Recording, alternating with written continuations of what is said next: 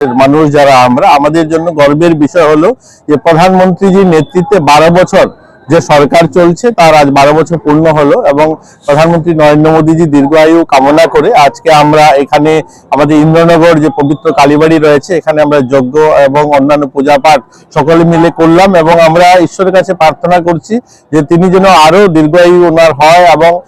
এই 12 বছর শুধু নয়, আমাদের এই ভারতবর্ষকে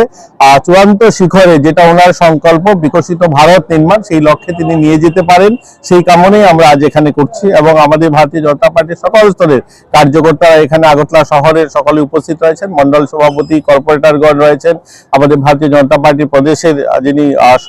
সহ সভানেত্রী পাপিয়া দত্ত রয়েছেন এবং সবাই মিলে আমরা আজ পূজা পাঠ করলাম এবং সকলের মধ্যে মিষ্টি বিতরণ অনুষ্ঠান আমরা করেছি। বলবো যে প্রধানমন্ত্রীজি যে সংকল্প, উনি যে সংকল্প নিয়ে চলছেন, এই 12 বছর যেভাবে ভারতবর্ষকে বিকশিত ভারত নির্মাণের রাস্তায় নিয়ে যাচ্ছেন সেটা যেন সম্পূর্ণ হয়, সেটা যেন সার্থক রূপ পায়, তার জন্য সকলে মিলে সংকল্প নেওয়া আজকের এই পবিত্র দিনে আমরা যেন সবাই মানুষের সেবায়, জনগণের সেবায়, রাজ্যের মানুষের সেবায় সকল নিয়োজিত হতে পারি।